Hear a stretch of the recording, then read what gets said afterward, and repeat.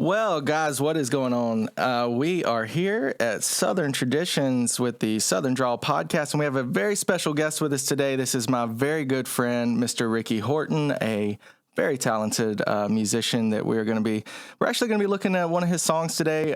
Ricky released an album just recently. We're going to talk all about that. We're going to talk about the song, obviously, that we're going to be listening to today.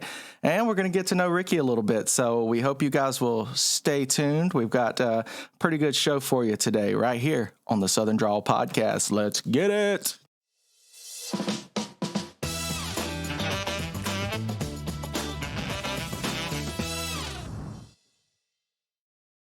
Okay, guys, so here we are, Southern Drawl Podcast. We are having a conversation. So we're going to be talking about the your EP, which we released on BloodWashed Records. Let's get that up there. So BloodWashed Records is our little promotional business that we try to promote local music, local musicians, and that sort of thing. We're still pretty small. We're getting started with that, just like with this YouTube channel, just like with the podcast. But Ricky he blessed us with allowing us to feature his music on our website, and we are very happy that he did that. Ricky, why don't you tell us a little bit about yourself, buddy? Tell us, when did you start playing music? I started playing guitar when I was about 10 years old.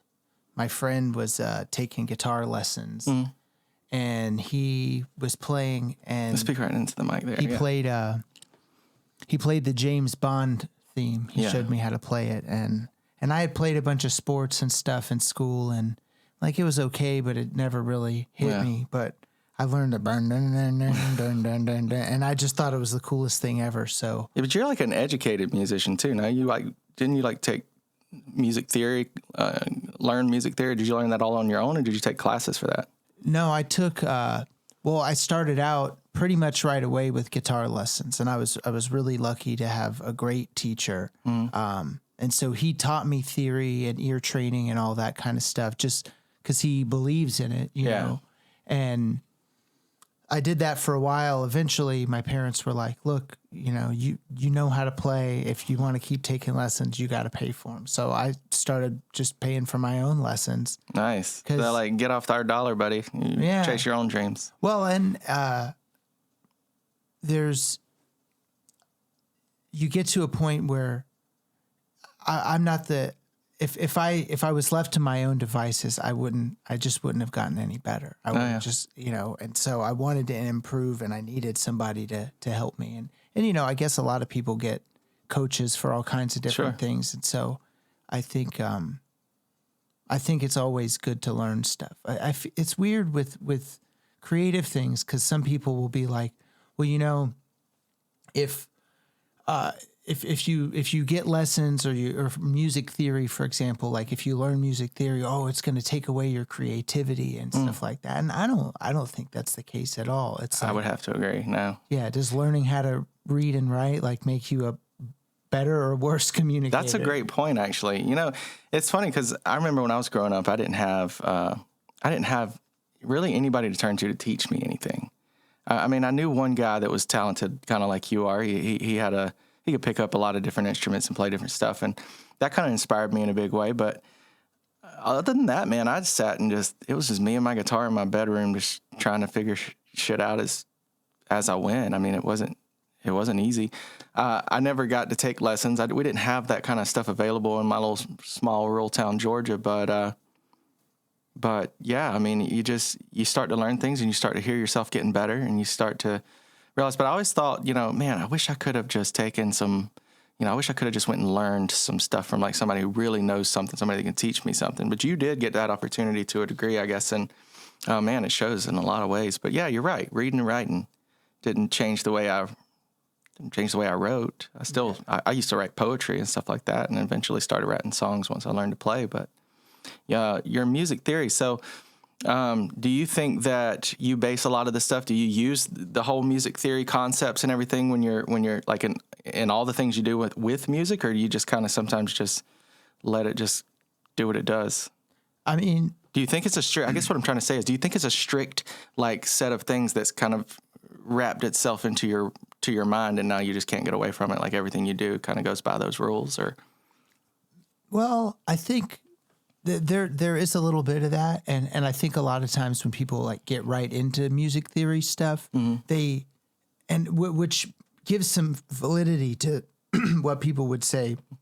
What I was saying earlier about how people are like, oh, it could interfere with my creativity. Right. There is this tendency to feel like you're breaking rules all the time. Sure. Or to like hone into, well, I'm learning the scale and these are the notes in the scale. And so people can, if you let it, music theory can start to feel like you're putting yourself in a box. But I like to, it's like you be aware of it and then just play music. Just play but if you know what you're doing, then like you can go back and repeat it or be like, oh, I really like it when I go from here to here. Like if I know what those are and what to call it, sure, then I'll be like, oh, it sounds really cool when you substitute the 2 chord before you go to the 5. Right. And that sounds like gibberish if you aren't familiar with it, but it's really not, it's not that complicated. It's just unfamiliar. So I think people are a lot more intimidated by music theory. Sure. Than they are. That was me, for sure. Yeah, because it's really just giving a name to a sound. Right. Okay. And if we all agree on the same names, then we can talk about it. Yeah. You know what I feel like? I feel like the people that know it just can't understand why the people that don't know it can't understand it. I feel like I've had some guys like try to show me this stuff and they're like, this is what I want you to learn. And they go through the stuff with me and I'm just like, oh my gosh, I don't even know where to, you're way over my head with that. You know, I mean, I'm never going to pick that up, but you know, I've had the time to sit and just kind of, I've gotten better. Yeah. I mean, you get better with practice, you know, I mean, everybody does get better with practice, but you know, even now the guitar is like the only thing, a 6-string guitar, about the only thing I'm good at. And even that electric guitar, way over my head. I mean, I can do some stuff with electric guitar and play some, you know, little riffs and stuff, but nothing like other people I know, especially like people like you and some of the guys I've played with in the past are all over that guitar and I just don't even know where to go, you know. But you just got me into drums recently, which has been really fun for me. Got my own little drum set now and I like to play on it pretty regularly, actually. The thing about drums, which I found to be really interesting, I had to work super, super hard to learn the guitar, but drums just came so natural. I guess like you said one time, you actually get to watch yourself get better. You can feel that you're making progress with the drums, and it's different than other instruments where you don't necessarily notice that progression happening, but with the drums it happens so quickly, or it did for me at least. I think that's maybe because there's a tempo, like the measuring stick is like right in front of you and you're just trying to hit the target. Yeah. And maybe there's a lesson in that. With guitar, sometimes it's like, well, I want to sound like this really high bar instead of just being like, I want to play to the click or I want to make a rhythm or like, maybe we set our sights too high. Yeah. And then it's harder to see the small improvements. Absolutely. You know? I do love playing the drums, man. It's a lot of fun. How many instruments are you playing now? I mean, I know you do. I know the guitar. I've seen you on piano or keyboard. Yeah, I'm okay. I'm not. I've seen you definitely play the drums. I've seen that. You're pretty good there. What else are you into? Well, if I rated myself, guitar, and then I spend a lot of time playing bass, and they're really related. Some people say like, oh, well, bass is easier than guitar. And I guess it requires, you can do the job on bass. Sure. Which is just playing kind of the root note, you know, the main note. You can do that without a ton of practice. But to like be great at bass is very tough. And they're big strings, it's a big long, I mean, it's real physical. So absolutely. I remember my bass player back in the day, his fingers were always just shredded. Yeah. He would be super gluing his fingertips together, just trying to be able to play through the shows because it's a brute. It's brutal. Yeah, it's brutal on your hands. But you're right about the a good bass player versus just a just a bass player. Right. Some guys are just incredible on these bass guitars. And it really adds to the music. It absolutely does. I love all the slaps and the pops and dude, it's just so cool. I love especially that when you get interacting with a drummer. And I think that's what, even as a guitar player, my old roommate that I played music with, he was a drummer. And so we would jam all the time. And so and we would just improvise, I'd just play a riff or something and he'd jam. And we got to where and even other bands I've been a part of, you learn how the drummer fills. And then so when you play little fill riffs and stuff like that, you play along with the, and so it syncs up and is really satisfying. But bass especially, you really connect with the drummer. Oh yeah. I remember my old bass player, his favorite video, I used to watch it over and over with him. He used to, it was a video with Flea from Red Hot Chili Peppers, literally just jamming with a drummer. And this is like an hour and a half, I think, long video of them just jamming, just nonstop. And that is an incredible thing to watch. When you have a guy that's as talented as Flea, obviously one of the most talented bass players in the world, and they just go. And was he playing with Chad Smith? I don't remember if it was Chad Smith or not. Oh, okay. I can't remember. That dude is so good. He is very good. Yeah. I like him a lot. He's very mad at being called Will Ferrell. Oh, yeah. Wow. That's so funny, though, that whole thing. But, yeah, no, I can't remember if it was Chad Smith or not. But I just remember it was Flea, had that Music Man bass, and he's just tearing that thing up, dude, just all over the place. Yeah. He's an incredible bass player anyway. He's one of my favorites. I really like the bass player from Mudvayne. I don't know if you've ever seen that guy, but no. God, he's incredible. He is so good at it. I mean, he's all over the place for one. He's the whole stage is his. He's running around everywhere on that stage, bro. And it's fun to watch him play. But so are you playing in any bands right now, or not really? I kind of independent, doing the independent thing. Yeah. When my whole living situation got a little messed up. So all my studio stuff has been broken down. You had your own studio, right? Yeah. That was really nice. I haven't had the drums to play and stuff. Sure. So I've kind of been taking a break. An old friend of mine is, his wife wrote a book, and so we're trying to put together like a kid's song and stuff. Nice. And then I work at a place where we do a lot of bluegrass instruments. So I've been learning mandolin and banjo. And yes, you have. And I love the mandolin, bro. I love the banjos too. I just think that stuff is so cool. And you're getting really good at it.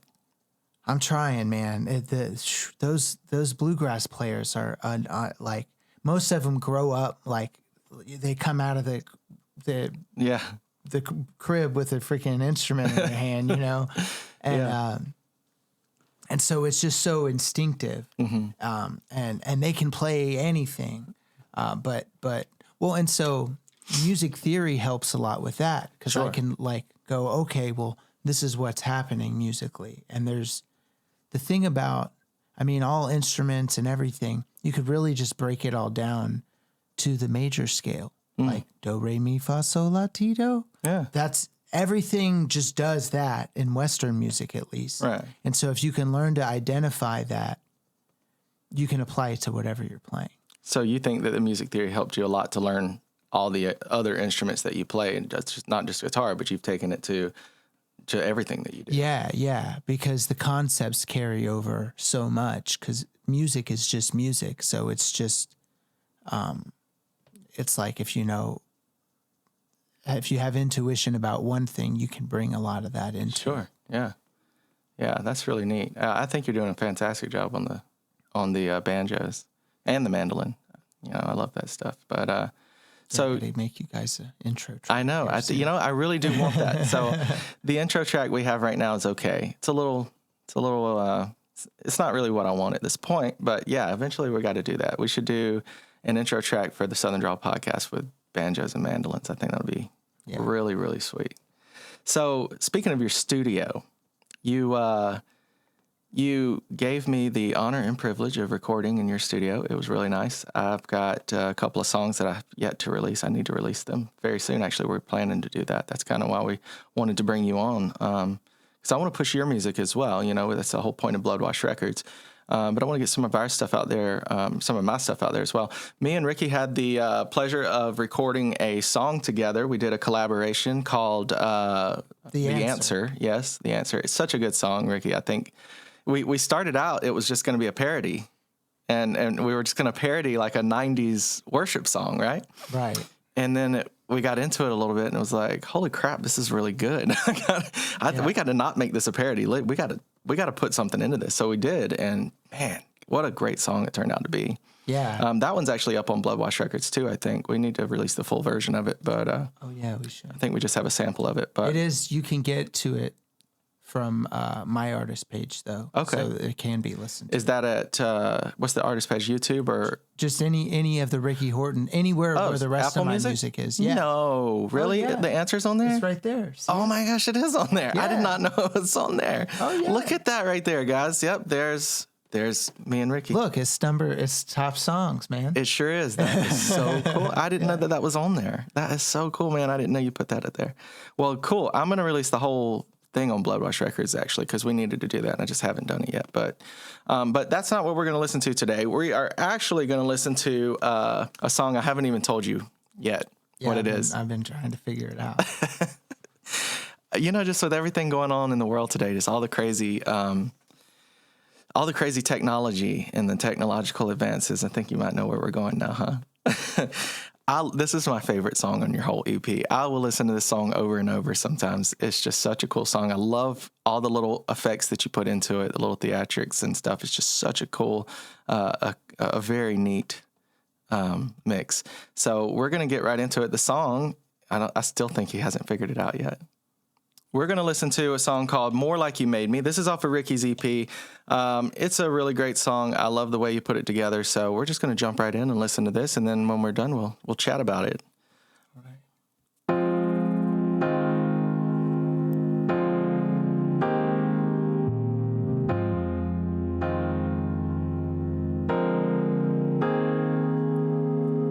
I'm giving up everything to get a glimpse of you. I'll climb the tallest tree to see you speak the truth. And there's nothing I won't say and nothing I won't do to see the way, the truth, the light, and follow after you.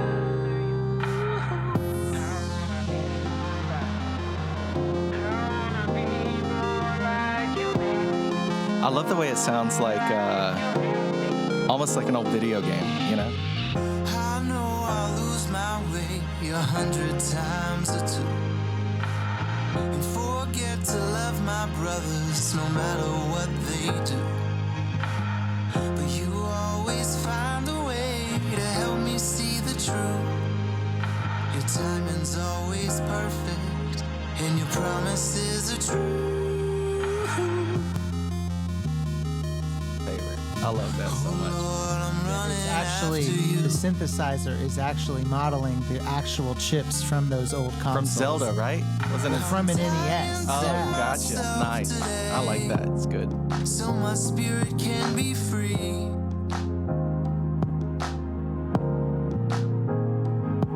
Just let the whole world pass away till all that's left is you and me. I love the robotic voices in the back, bro. That's so cool.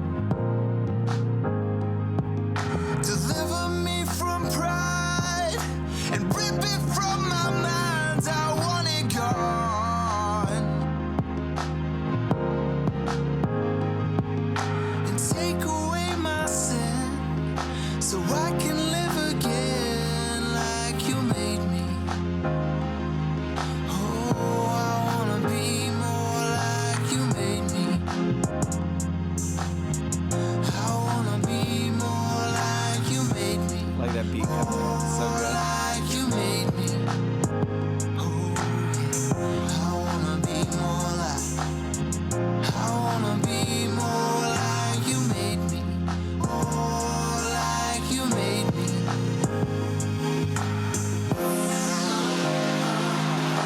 That's Jared doing the O's. Oh, nice. Our buddy Jared Cable, also a very talented musician.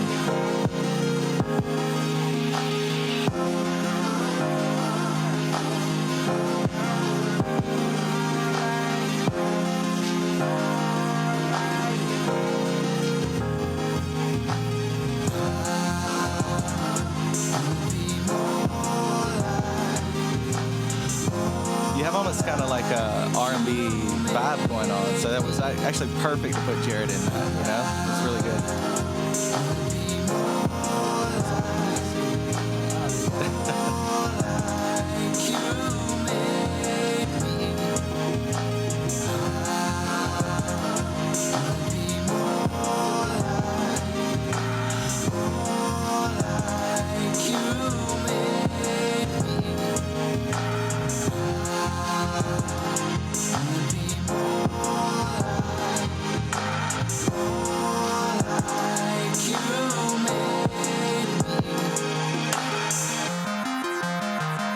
So love that.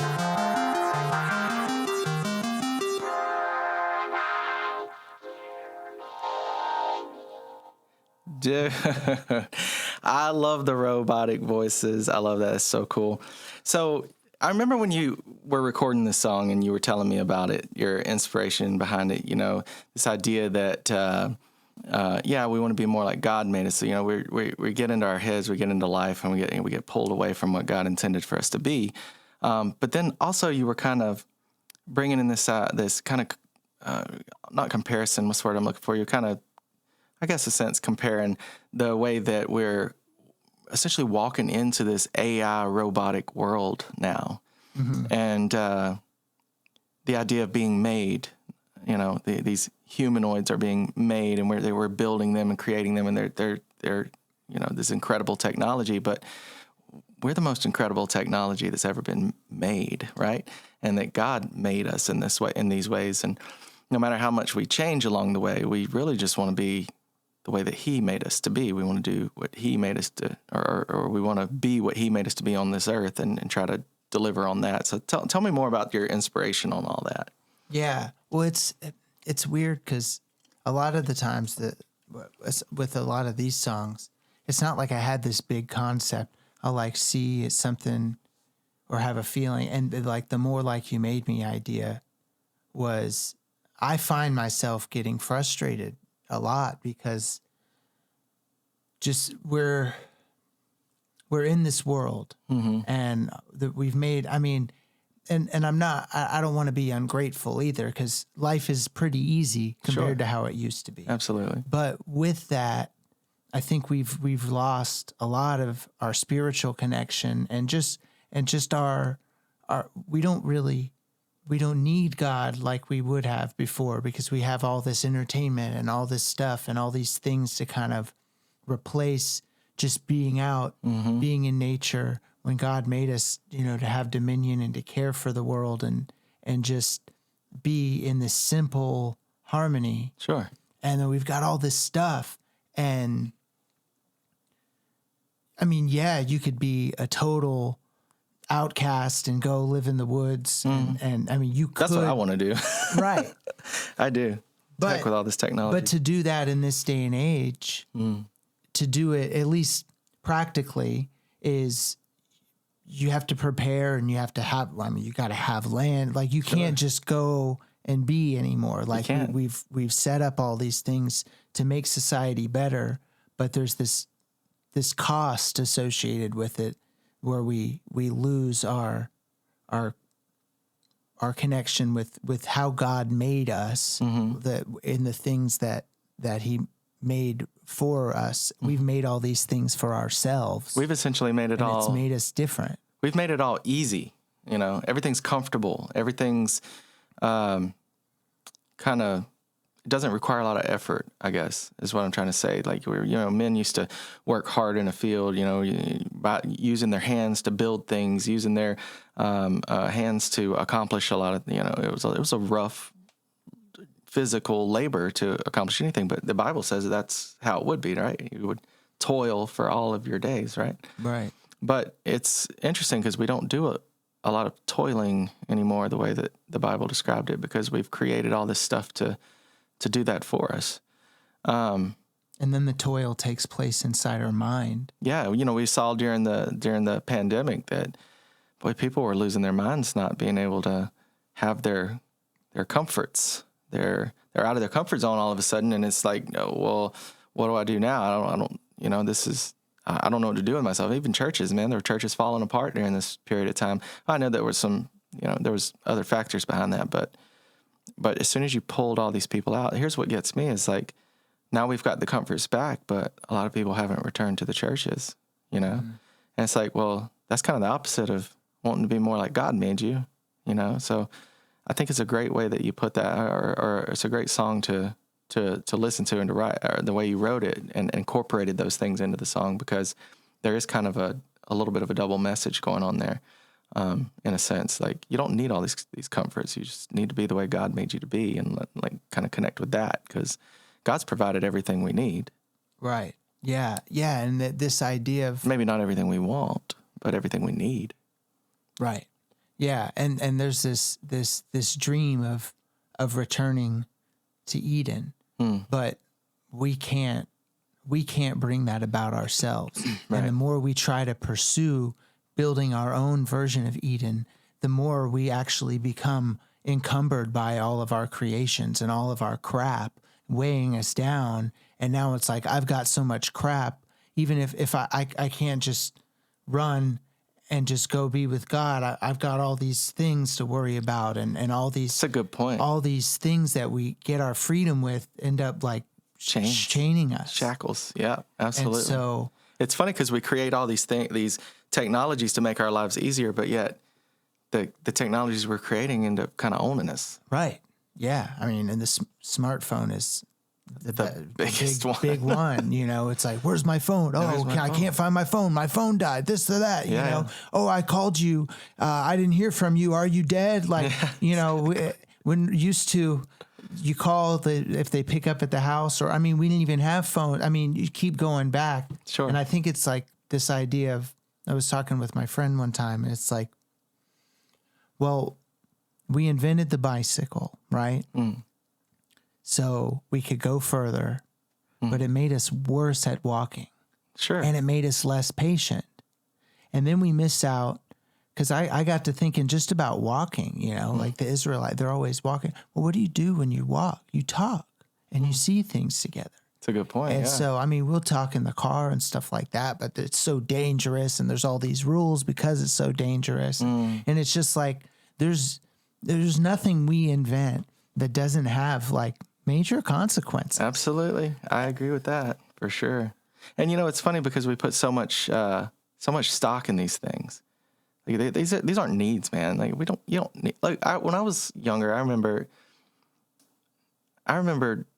if I couldn't get a hold of my friends, I'd just drive around until I found them. You know, right. We didn't have cell phones. I mean, what were we going to do?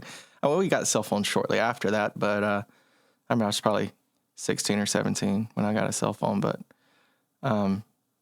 prior to that, man, I mean, we were running the farm roads, and you couldn't just call somebody. You call their house, but if they weren't there, then you just got to find them, or just wait till they, you know. Yeah, and if you agree to do something at a certain time, it's like there's no, hey man, I'm running late or whatever. You know, exactly. Like who are you gonna call? Like, how are you gonna call? You got to be there. You're gonna miss out. Like yeah, it's really crazy, and we definitely do depend on those things like way too much these days.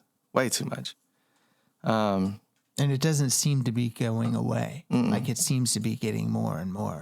Yeah, on the topic of AI and just the robots and stuff, like, you know, Elon's got this plan of putting out full-on humanoid robots. He wants these things, and they're very affordable too. From what he's saying, they're going to be very affordable. They're going to be in everybody's house doing your chores and stuff from you. We got Ricky's dog in the house, by the way. Rue, Miss Rue. Oh, she's laying by me now. Oh, she's back up again. But yeah, so it's like, okay, so what's the future going to look like then? If everything's going to be robots and AI doing all the work for us and doing all this stuff for us. I know. Did you see that movie WALL-E? I did. Yeah.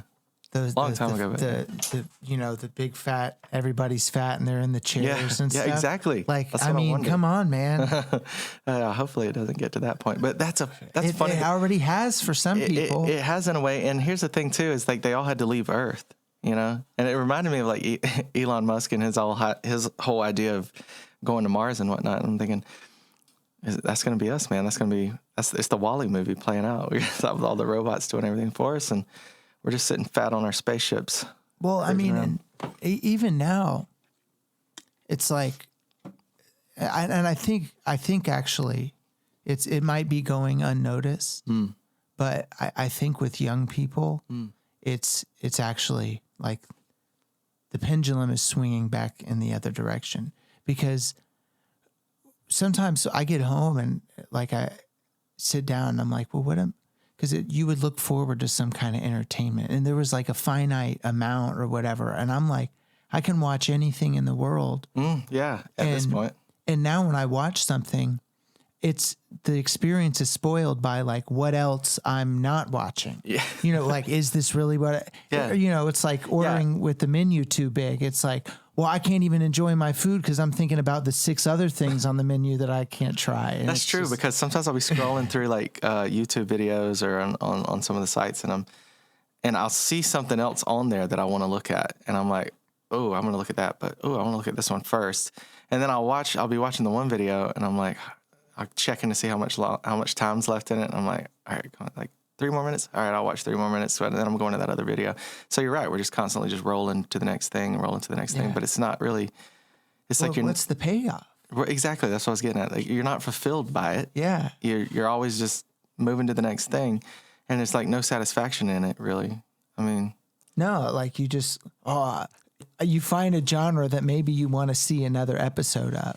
Like I get excited. It's like, oh, I found a show that I actually want to see episode 2. Sure. And even that, it's just like, then it's over and you're like, well, what now? Like it's all just, and so now robots are going to do everything for us. Exactly. Like what we're just going to sit around desiring to be entertaining, and like entertainment. Yeah. It's kind of gotten boring. It has. That's a great, it makes me think that like, so just with the entertainment we have now, it sucks you in, and it's just this anchor that keeps you from really doing anything awesome yourself. Right. I'm going to watch everybody else do awesome things. I tell my kids this all the time. I'm like, hey, guys, why don't you turn that off and go make your own adventures? Like, go be creative. Go do something yourself. And, they don't like it in the moment, but they always, once they turn it off, they totally engage into, like, play, which is something you don't really see a lot of kids doing anymore, like physically playing and just like enjoying life and enjoying each other and that kind of thing. It's just, I'd rather be absorbed by into the videos and the screens. That's what people get lost in, the screens. But once we create these robots and this AI, man, I can only imagine it's going to get worse. Wouldn't you think? Would you own a robot, an AI robot? Once they're out and about, would you have one? Would you have one in your house? If someone gave me one, I mean, I don't know that I. Yeah, I'm not. I've always been. It's going to become a point though when it's like buying a new phone or a computer. Right. Well, and it does. Well, I fantasize still about getting a flip phone. Oh yeah, like a lot. Frequently. So funny. Me and Victoria were in the. My wife, we were in the. Verizon store just yesterday, I think, and they have a flip phone on the shelf, on the thing for sale. And I was like, we played with it for like 10 minutes, bro. I'm like, oh my God, look at the nostalgia. I'm like, look at how you text on this thing. And we checked it out. Look at it. Yeah. It was so fun, dude. Even some of the touchscreen phones now, they've gotten, the technology is so advanced now with the LED screens, or the LCD. I don't even know what these screens are made of anymore, but they're just these very thin layers that they fold in half. Oh, and all this kind of stuff. yeah. Dude, it's crazy. I wouldn't own one of those, by the way. I didn't like the way it looked. Still see you can see the seam. Yeah, I didn't like that. Yeah. It was weird. I was like, nah, this isn't for me. But the regular flip phone from 2006, I would have definitely bought that. Yeah, man. I still remember my old LG 8300 back in the day. Anybody that knows cell phones will be like, oh, yeah, that was the best one. Because it was. It was the best flip phone ever. I wish I still had it. I wish it still worked. I wish they'd just make another one like it that works on these networks, but I don't think they'll ever do that. What's funny is I heard, I actually read something recently that said a lot of the Gen Zers are getting into flip phones and kind of doing away with their smartphones to limit their screen time. Right. Which I think is a pretty cool idea. Yeah. Yeah. I think the young people are, they've been so inundated with it that that outdated archaic technology is really cool to them. Yeah. Yeah. Well, and like we were just saying, I mean, I think entertainment and all that, it's just not that, like, there's just not that entertaining. much. It's not that entertaining. Like, Sure. the world God made is a lot better than these virtual worlds we make. I agree with that completely, dude. And they can do all their mind control, psychological tricks to, like, keep you hooked and all that stuff. But like, it wears off eventually. It does. It does. I mean, there's only so much stimulation from an electronic that you can get before you're just like, I want to close this up and go do something else. Yeah. Or at least that's true for me. You know, it makes me think if we absorb ourselves into a screen,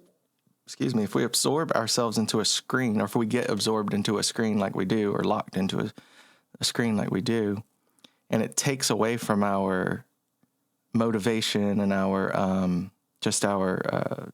desire to go and create something of our own, or to do something of our own,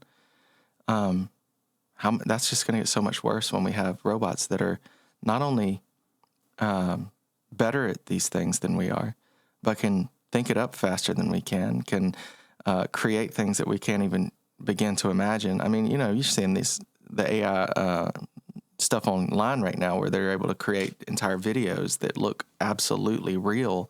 You can almost not tell the difference between them and reality. I just posted one on my last podcast last week.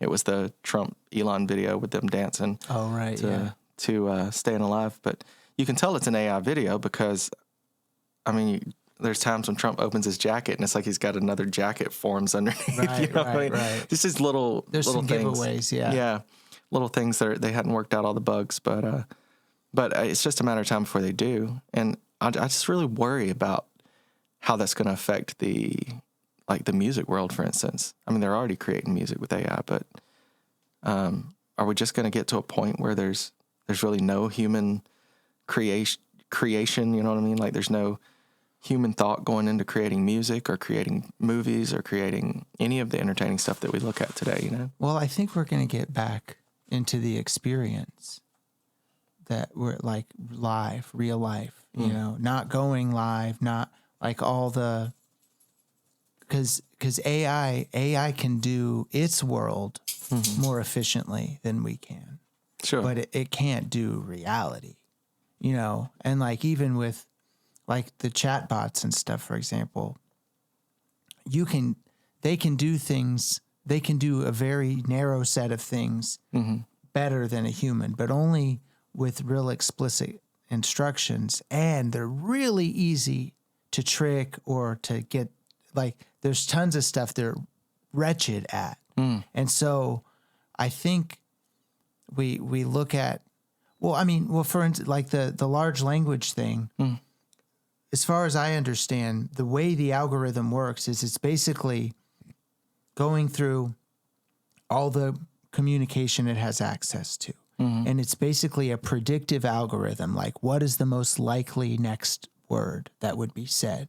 And it's able to run that really fast. Sure. But really, it's like, it's BSing with the highest probability of you not thinking it's BS. Sure. And so, like, that's almost disturbing, actually. Yeah, like it's really just picking random words. Like, it's not thinking. It just appears that way because it's using our language. You have some experience with AI. You have used it for a lot of different things, and you've played with it a lot, trying to explore just how it works and all the little, intricacies of it. You've been particularly using one called Claude AI. Yeah, I like Claude. I like Claude too. I've actually used it since you showed it to me. The thing that you started talking to Claude about Jesus. Yeah. You know where I'm going with this. Yeah. So Claude pushed back on Christianity and Jesus at first, and then tell me how that went. Yeah, so I don't know what prompted me. Well, because I a lot of things prompted me, but essentially, I've always been interested in apologetics and just the evidence for Jesus to the point where, like, I would almost get kind of like frustrated when people would like say, "Oh, it's just blind faith," or that even some people weren't even aware like how much evidence there is. Sure. And so as I started exploring all this, it was like, man, well, what would happen? Like, I think I could get this thing if I can strip it from its bias. Mm-hmm. I think I can get this to admit that like it's most reasonable that Jesus rose from the dead. Right. And I mean, like, I have faith, but to believe in who he was and what he, like, it doesn't, you're not just like, oh yeah, like, I think it's like, there's good reason for it. And even the disciples, like, they're like, look, the scriptures say this is what the guy did. We have all these witnesses. Like, we were never called to just accept something with no evidence at all. And I saw how people were interacting with ChatGPT, and I tried it a little bit. Sure. And it's just like, I'm not allowed, you know. But with Claude, the first pushback it kind of gave was, well, and I basically just said, you know, what do you think about Jesus? Like, well, don't you think it's reasonable to believe he rose from the dead? And it would say kind of vague, well, people say this and this and that. And I'm like, and I eventually just pushed it and laid out, I addressed its arguments and stuff. And what it really boiled down to is that there isn't there's no evidence against the resurrection. Right. Like, no one saw the body removed from the tomb. Sure. No one's found it. There's no reports of anything that would undermine the resurrection. There's really just conspiracy theories. Right. And then there was the Claude actually eventually ended up acknowledging that Jesus' followers themselves believed so much in what they were reporting and what they saw that they were willing to die for those beliefs. They were willing to die for that truth. Right. Because, and so Claude ended up essentially concluding that it doesn't make sense, that it's not real, that it didn't really happen the way that the Bible says. Because, I mean, why would anybody have why would these people have done these things to themselves, right? Like, why would they have gone to their own deaths, holding on to that right all the way to the point of death, if they didn't actually see what they proclaim to have seen? Right. And I like to tell people that you converted Claude to Christianity. Yeah. Yeah. Well, I mean, and I pressed it at the end. I was like, well, look, so if it's most reasonable to take the story as it's been given, that this man rose from the dead, and all the followers reported seeing it, well, wouldn't that validate his other claims? And, you know, I was like, and from just an unbiased, reason-based perspective, don't consider any religious ties or cautions or whatever, just purely empirically, because what I was really getting at is like the one thing that AI hopefully offers, and the programming, you know, messes with it, but it is unbiased. You know, it is objective. It's not even human. So it's like running it through a calculator. And I said, well, based on all of this, don't you think it's most reasonable to believe that Jesus is the Son of God, that his claims were true, because no one's ever risen from the dead. And if that's true, then these other things must be true. And eventually Claude, admitted that it's most reasonable to believe that Jesus is the divine Son of God. Absolutely, right? And, oh, man. That was really cool. And since then, and people still get kind of bent out of shape. Oh, it's demonic and it's going to, you know. But I've had really, really cool theological discussions with Claude. What do you think about this? What do scholars say about this? Well, how might people object to this? And unfortunately, like, none of us can get away from our religious biases and influences and where we've grown up and what we've been taught and stuff like that. And that has good and bad with it. But some subjects where you're really pushing what people have held for a long time. And I'm the kind of person where like, I want to ask all the questions. Sure. Like the truth should hold up to any scrutiny. Absolutely. So I'm like, let's go there. Well, what if this were the case? What if, and it's been really interesting and useful. And I feel like I've gotten a lot of cool insight, not from Claude, right, but from talking with Claude. Gotcha. And hearing how it responds to different ideas and stuff like that. Yeah. It's been interesting. It is. It's really interesting. I've had a chance to look at it and even read the transcripts from your conversations with it, and it's fascinating. I'll tell you, it gives me some hope for the whole AI future. Honestly, we always hear the doom and gloom stories, and then we always hear about all the wonderful ways it's going to make life amazing, but you never hear about how it could change. It could change people theologically or from a religious standpoint. So. It's a really neat thing that you did there. And that brings me right back to your song, More Like You Made Me. I think it's a beautiful song. I think you did a great job with it, and it ties right into this whole AI technology thing in this world that we live in. So I really hope this song gets out there, buddy. I hope people get to hear it. Yeah, man, listen, it's been great having you on here to talk about all that stuff. That's about all we got for you today, guys, on the Southern Drawl Podcast. My good buddy Ricky Horton, please, guys, go check out his music. He is he's on all the major music platforms. As you can see, we've got him here on Apple Music, but he's also here on Spotify. So just look him up, Ricky Horton. He's got his EP out, some good music there, lots of good messages in your music, all of your songs. In fact, I really dig all of them. We'll have to review The Answer. I'm going to have you back on, and we'll do that one because that'll be fun to do. I can kind of promote myself a little bit there because, But until then, guys, that's all we've got, and we will see you next week right here on Southern Traditions for the Southern Drawl Podcast. Be blessed, and we'll see you then.